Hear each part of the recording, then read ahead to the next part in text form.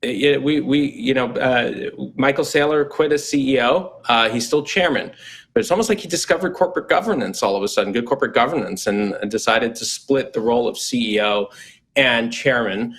He started MicroStrategy back in the 90s, late 80s, and it's been a controversial leadership since the early days, since 2000, when he had that scandal. One of the biggest scandals in the SEC. So, I guess that, you're an expert on MicroStrategy here. So, let's step back a bit for a second here and kind of get a sense of what does this mean for MicroStrategy and this massive Bitcoin bet that he took, about almost 130,000 Bitcoin that he bought. And I say he bought because it was under his leadership and pushed it. His view was that inflation was going to happen. He was right about the inflation, but wrong about how to hedge it in a massive way. So what happens now? Yeah, I mean, it is interesting. He was kind of one of the early poster childs for, corporate treasury starting to hold Bitcoin as a store of value. Obviously the volatility has come back to bite him. I think what's interesting, though, is I interpret this as him, with his board's backing, kind of redoubling down now on Bitcoin acquisition.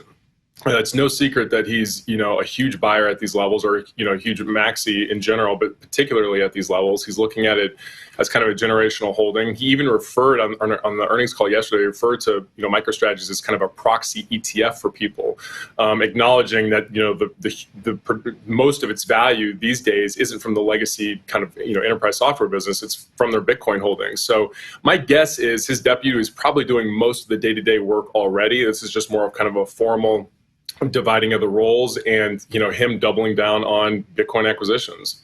If I'm a shareholder and I hear him saying that his company is a proxy ETF, wouldn't I be sweating a little bit, because he's essentially like waving a flag to the SEC saying, hey, I'm doing something that I might not be able to do actually, and that is act as an ETF. I mean, isn't that kind of worrisome that he's been going out there and doing that, first of all? And granted, at this point, if you're a shareholder in MicroStrategy over the past year, you've basically bought into this idea that that's what they do. But isn't it like publicly saying it sort of, I don't know, stupid? It's, it definitely does highlight, especially in this environment. I mean, it's, the regulators have really ratcheted up, kind of enforcement actions. There's, this kind of weird turf war going on between the SEC and the CFTC for, regulatory land grab. So, this isn't the environment where you'd necessarily be wanting to put a target on your back. To your point, though, any shareholder at this point that's already in MicroStrategy is holding it because it is a proxy ETF.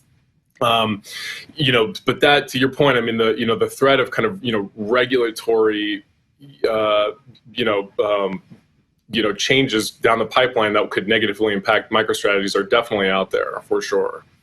I want to bring up a statement that Michael Saylor has put out there. He said that as executive chairman, I will be able to focus more on our Bitcoin acquisition strategy and related Bitcoin advocacy initiatives, while Fong Li, who's going to replace him as CEO, will be empowered as CEO to manage overall corporate operations. So indeed, it looks like he's doubling down so he can focus on talking, building strategy, while Fong does more of the, more tedious operations management of the company. But another big news item that I want to say coming out of this was that there's a lot of people buying up MicroStrategy stock, but not because they're particularly long MicroStrategy, but there's a record number of shorts. What can you tell us about that? And is that a cause for concern?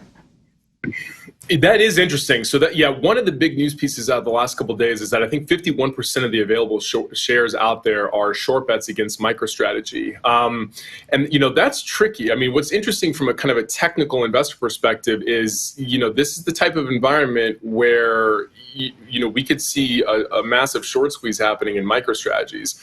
Any kind of, bullish sentiment, particularly with the macro backdrop, could see those shorts squeezed pretty aggressively. I personally was, pretty surprised at the level of the short bets against MicroStrategies. It's almost it's almost kind of what we saw in some of the Luna days, where there were, big cooperative sellers out there deliberately trying to tank the price. So the fact that MicroStrategies is up in light of that, I think bodes well, and I wouldn't be surprised if we start seeing some of those short bets ratchet down pretty significantly. Just to zoom out for a moment, let's just talk a little bit about this whole trend about corporate treasuries buying Bitcoin, which I feel like was a really big story of 2021. And you could take two different lessons from this news. One is that, okay, there were losses, and the other is that he's doubling down, right? So I'm just curious what you think is the outlook for corporate treasuries and Bitcoin. Are we going to, you could argue now is a good time to buy the dip, or do you think more companies are going to be backing off of this? What is your outlook for this trend in general?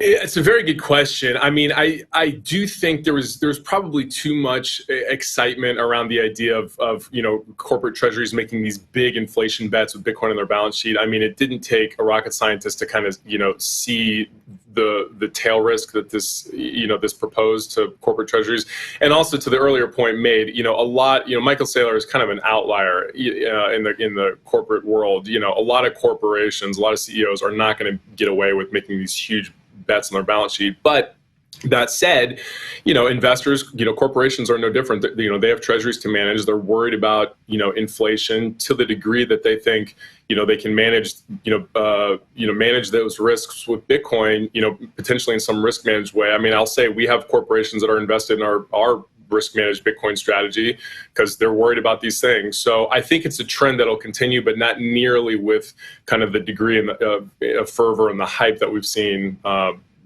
in the recent months.